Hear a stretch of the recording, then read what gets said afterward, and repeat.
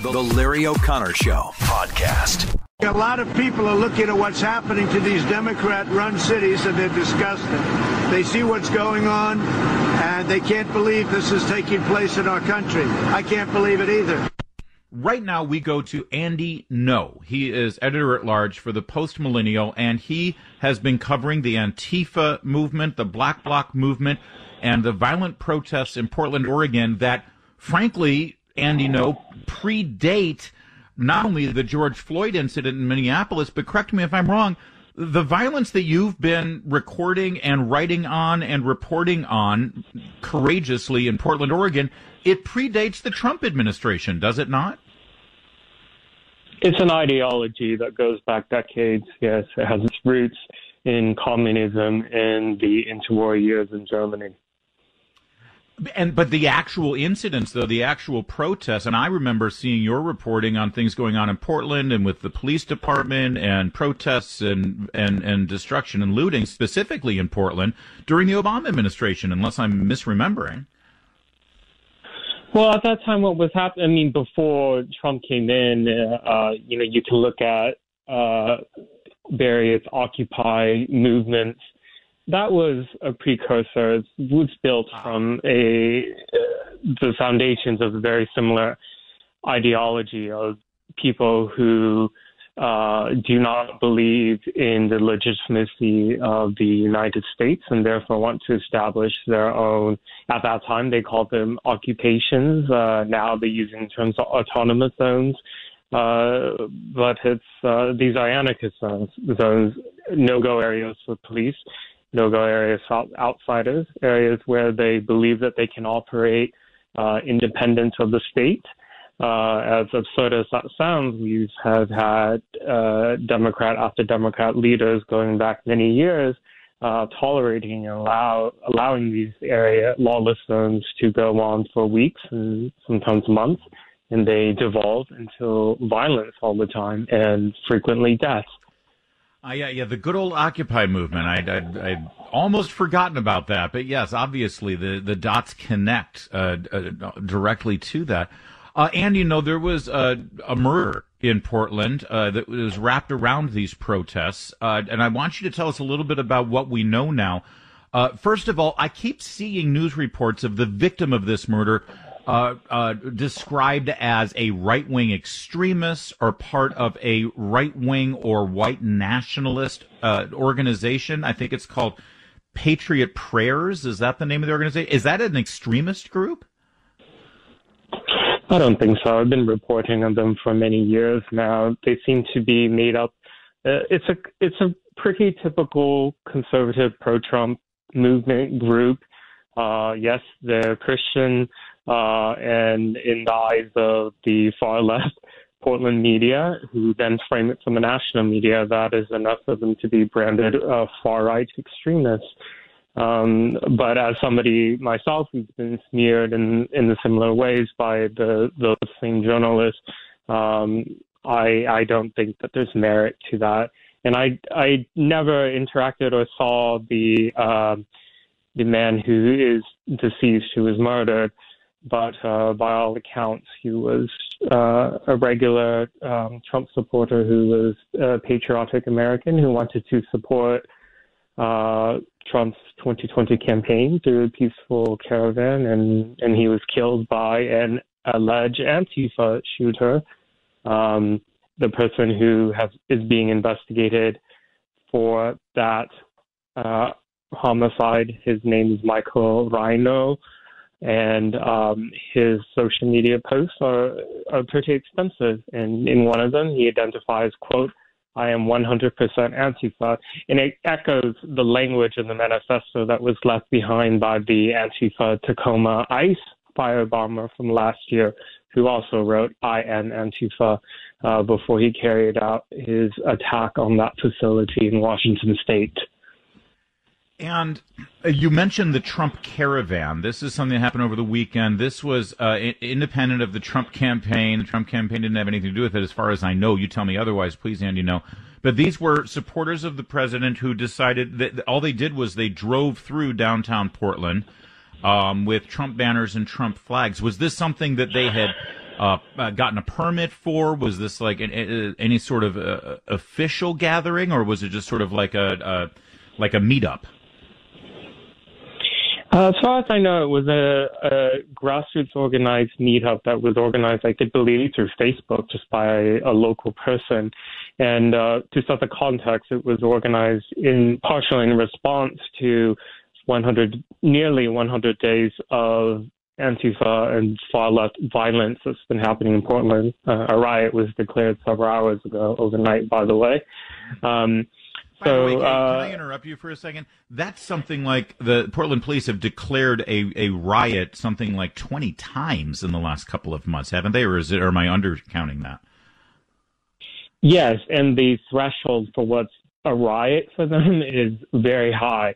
They declared dozens of unlawful assemblies. So last night it was a riot because these Black Bloc militants amassed outside Ted Wheeler's condo, broke into a business, set the lobby on fire, and these buildings it was in a densely residential area of downtown Portland, condos and apartments, all of that, and they were starting fires on the streets, as they do nearly every day.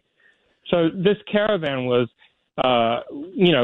driving through downtown peacefully. Of course, as soon as they drove into downtown, they were met by mass resistance from Antifa and their allies, who came ready with rocks and urine-filled super soaker guns and eggs.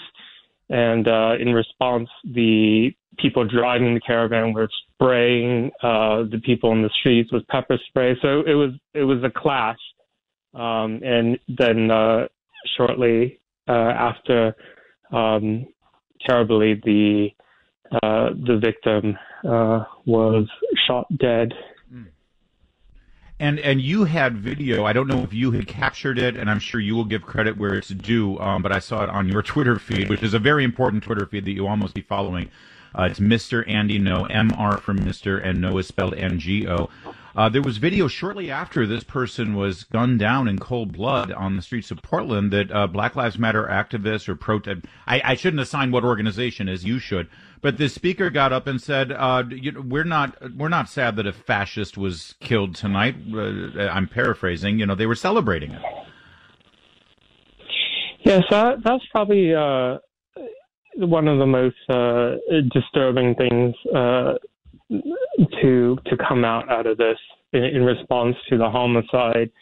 So the initial response online by Antifa when they heard that somebody was killed, the rumors were that a fascist had killed one of their black comrades. So they were very angry. There was more rioting that happened, by the way, after that homicide. They smashed up the gasoline station, beating up people on the street because there were other Trump supporters who were on foot walking around downtown at that point. And then once they found out that, it was not one of theirs, it was actually a Trump supporter who was killed, well, they responded by saying that they held their own and, quote, took out the trash, and they danced and cheered and celebrated. And that should show all your listeners how depraved this movement is, that death and violence is what they celebrate. We're speaking with Andy Ngo. He's an independent journalist. He's been covering the Antifa Black Bloc activities up in Portland, Oregon for years now. Actually, he does cover this story beyond Portland, but that's the base of your operations, and that's where you've been doing most of your reporting, Andy Ngo.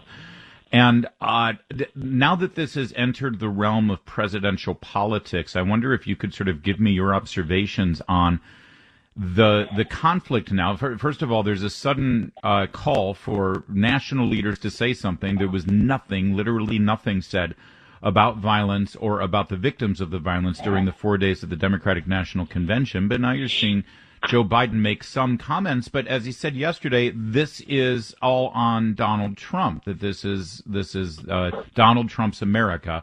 And that he's alluding or insinuating that if he were to be elected president, the violence would go away. That's clearly a talking point that's been adopted across the Democrat Party. 24 hours before the murder in downtown Portland on Saturday, Fred Wheeler had put out publicly a very bitter and spiteful letter that he sent to Donald Trump rejecting any federal law enforcement assistance. And, within a day, somebody was gunned down on his streets in something that could have been entirely preventable. And, of course, the response to that, mobilized across from the local to the national level by the Democrats, has been to turn it around and try to blame it on Trump. It's part of the Trump derangement syndrome. Everything and anything is always blamed on him. They take no responsibility for their own failed leadership, while at the same time putting up roadblocks and barriers to prevent the Trump administration from having anything to do. So it's a very sick political response, and I hope that the public can see this. I think I don't know how much more Portlanders are willing to take. They're willing to take a lot. I mean, this is a city that is entirely left-wing, and if you aren't on board with the whole antifa and Black Lives Matter movement, then you're branded as racist or white supremacist and all these terrible slurs. So it's intimidated so many into silence. It should be pointed out, AndyNgo, that you have been called a white supremacist and a far right-wing agitator and all these horrific racist terms, and you are, of course, of Asian descent. I don't know how that works exactly. You're the worst white supremacist ever, Andy. Yeah, so that's these terms are meant to make individuals or groups toxic and untouchable, regardless of if there's merit or not, which is very unfortunate, because you should reserve these and use it accurately when it's applicable, not using it broadly on, let's say, nearly 50% of the country because they vote for Trump. But in the eyes of the left-wing press, the biased media, and then, of course, all the progressives, that's what they've been told to believe.